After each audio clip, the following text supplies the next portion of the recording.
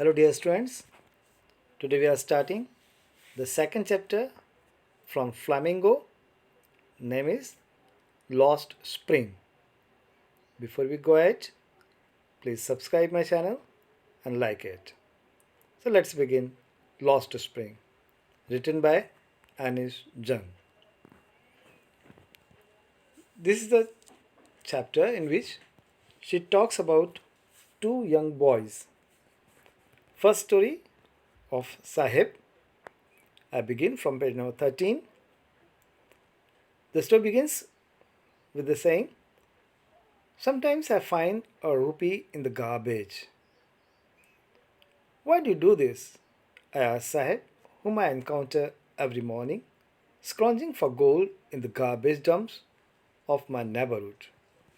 The chapter begins when the writer she finds the young boy Sahib और देखते ही बराबर पूछती है, ये तुम क्यों करते हो? Y do do this? ये तुम ऐसा क्यों करते हो? क्यों गार्बेज में, कचरे के ढेर में तुम ये क्या ढूंढते रहते हो? क्योंकि जो लड़का है वो इज स्क्रॉन्जिंग फॉर गोल्ड मीन्स कुछ ढूंढने की कोशिश कर रही है। यहाँ गोल्ड से मतलब डायरेक्ट गोल्ड नहीं, फॉर्च्यून या कुछ अपना किस्मत आजमाने के लिए कुछ भी ढूंढता रहता है, उसे कुछ ना कुछ मिलता रहता है। Now I explain here word encounter. Generally students के दिमाग में होता है कि एनकाउंटर होना मतलब पुलिस मुठभेड़ में कोई मारा गया उसका एनकाउंटर कहते हैं। ये सही नहीं है, ये एजम्पशन है।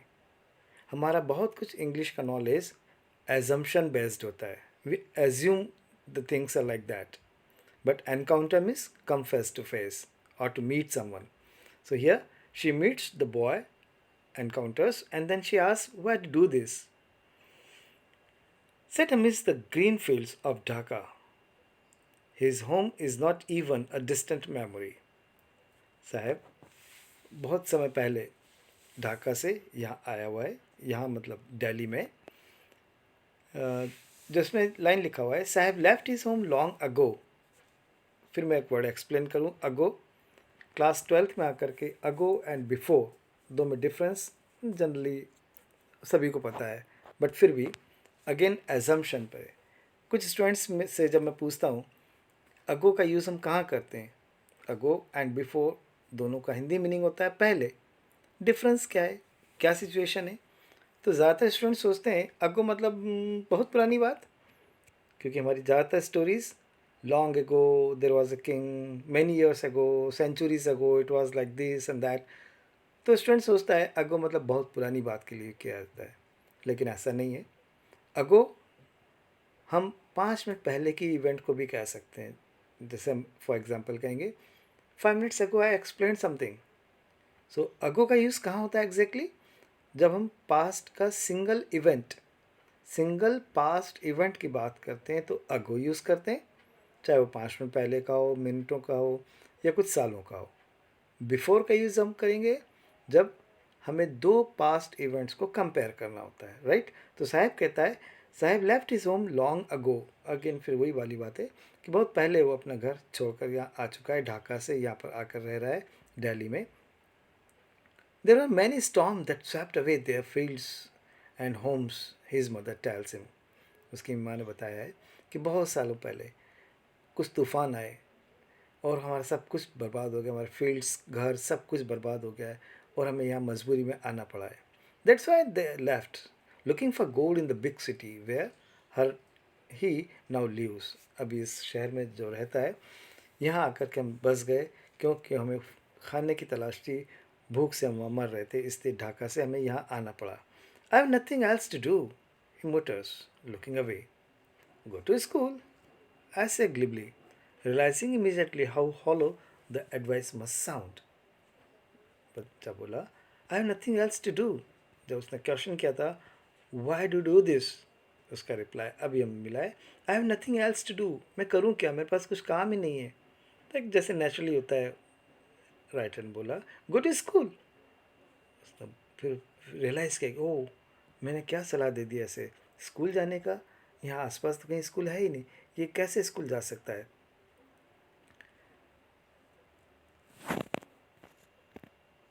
There is no school in my neighborhood. When they build one, I will go. बच्चे का रिप्लाई था नेचुरल, यहाँ कोई स्कूल नहीं है।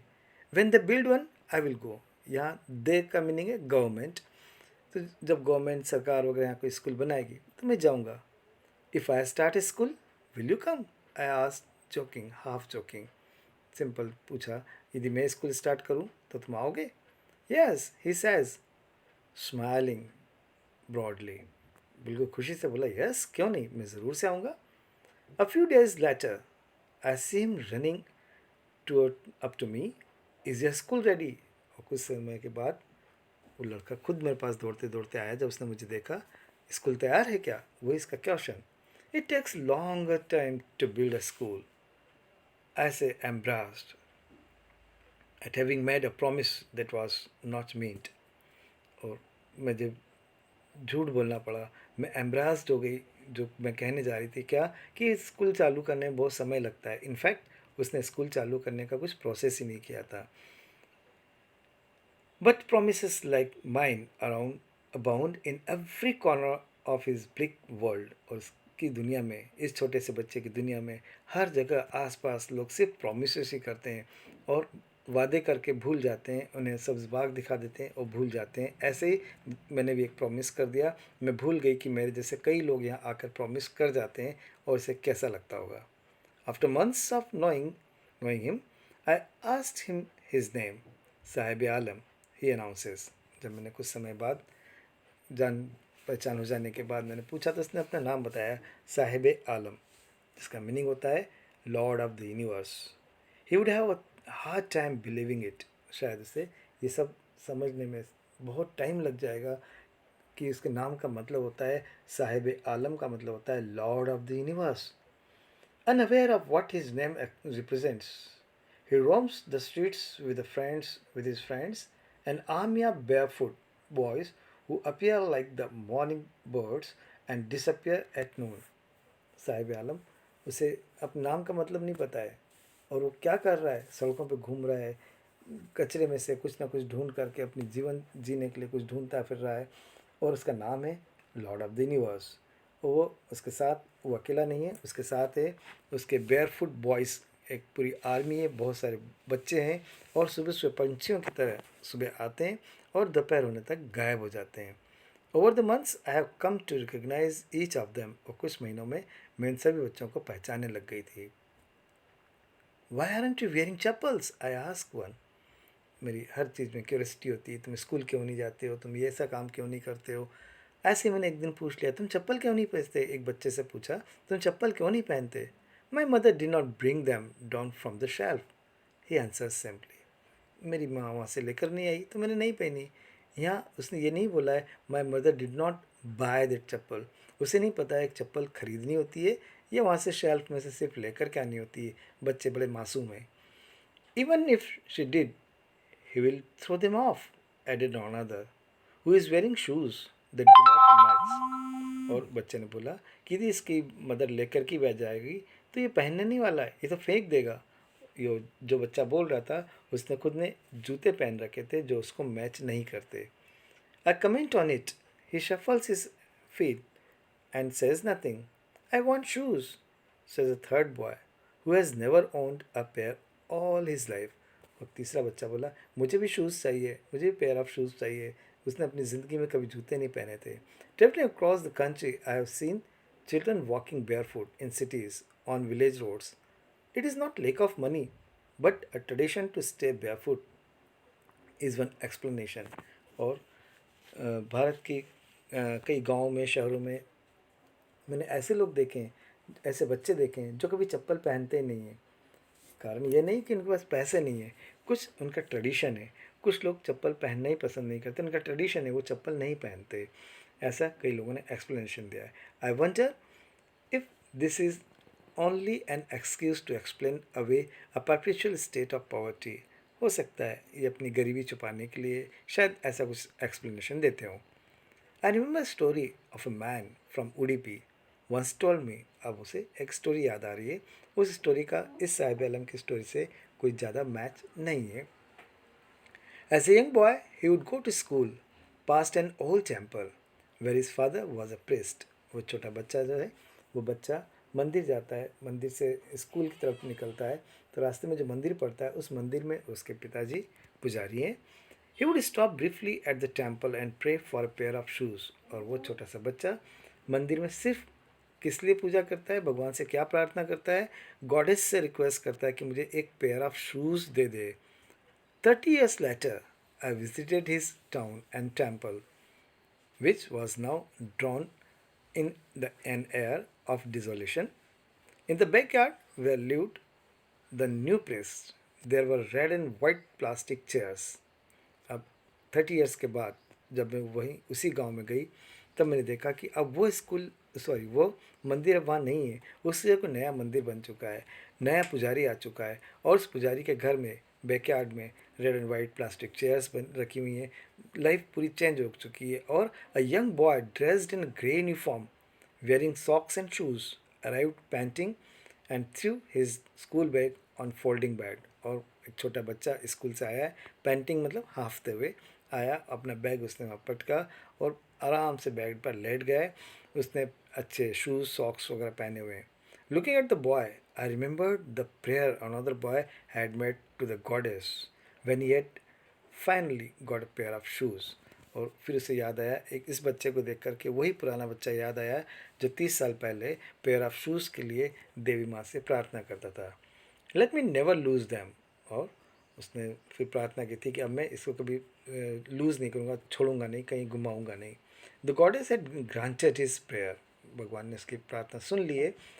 Young boys like the son of the priest now war shoes. और अब यंग बॉयज़ जो है, जैसे पंडित का, पुजारी का जो बेटा है, अब शूज़ अच्छे पहने हुए हैं.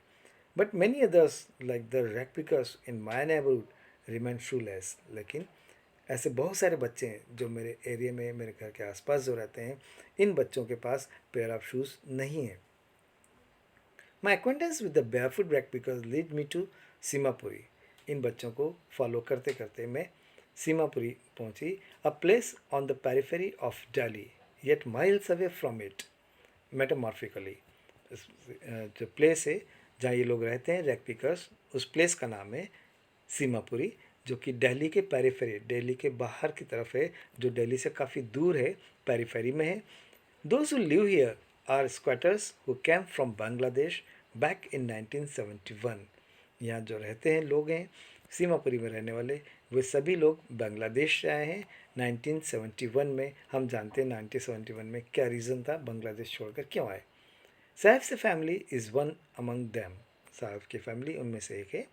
Seemapuri was then a wilderness. It still is but is no longer empty. पहले, बहुत समय पहले सुनसान हुआ करते थे, लेकिन अब ये खाली नहीं है, अब भर चुकी है. बहुत से लोग यहाँ आ चुके हैं, बहुत सी तादाद आबादी यहाँ बढ़ चुकी है. In structures of mud with roof of tin and tarpaulin. और छतें बना रखी हैं, घर बना लिए हैं. डिवाइड ऑफ सेवेज ड्रेनेज और running water live 10,000 rag pickers.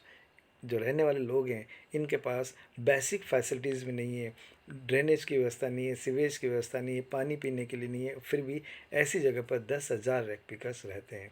They have lived here for more than 30 years without an identity, without permits, but with ration cards and that get their names on voters list and enable them to buy grain. और ये जो बच्चे हैं, ये जो families हैं, ये 30 साल से यहाँ रह रही हैं बगैर किसी आइडेंटिटी के, बगैर किसी प्रूफ के, without permits, but with ration card. उनके पास सिर्फ एक राशन कार्ड है, जिस राशन कार्ड से इन्हें भोजन मिल जाता है और वोटर लिस्ट में इनका नाम है.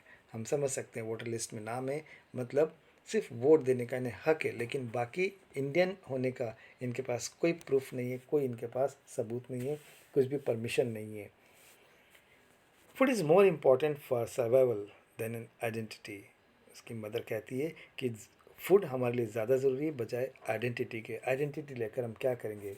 If at the end of the day we can feed our families and go to bed without an aching stomach, we would rather live here than in the field that gave us no grain, says a group of women in tattered saris when I asked them why they left their beautiful land of green fields and rivers.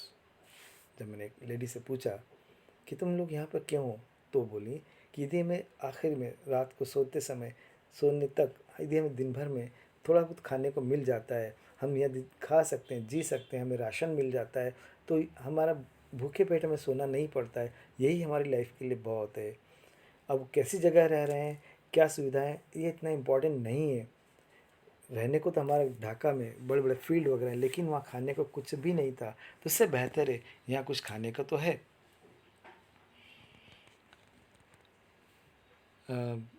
Whether wherever they find food, they pitch their tents that become their transit home. जहाँ कहीं इन्हें खाना मिलता है वे वहीं लोग रहने शुरू हो जाते हैं, वही उनका ट्रांजिट होम टेम्प्रेरी घर बना लेते हैं। Children grow up in them, बच्चे उसी में पल करके बड़े हो जाते हैं। Becoming partners in survival, and survival in Seemapuri means rag picking. और वही बच्चे फिर अपने पेरेंट्स के साथ जुड़ जाते हैं और नए रैक पिकर्स बन जाते हैं, क्योंकि सीमापुरी में रहने का मतलब है रैक पिकिंग करना। Through the years, it has acquired the proportion of a fine art. Garbage to them is gold. It is their daily bread, a roof over their heads, even if it is leaking roof. But for a child, it is even more. Seemapuri में रहने का मतलब है rag picking करना, और rag picking garbage जो है, garbage उनके लिए गोल्ड है, वही उनके लिए सब कुछ है। It is that daily bread, उसी से उनका खाना मिलता है, भोजन मिलता है, इसी से इनके घर पर छत होती है। और यह चाहे वो छत लीक कर रही हो, लेकिन यही इनके लिए सब कुछ है। और जबकि बच्चों के लिए ये इससे भी ज़्यादा है। Okay, so dear friends, we will continue in the next slide. With the next video, we'll continue with the same chapter. Thank you, and thank you for being with us.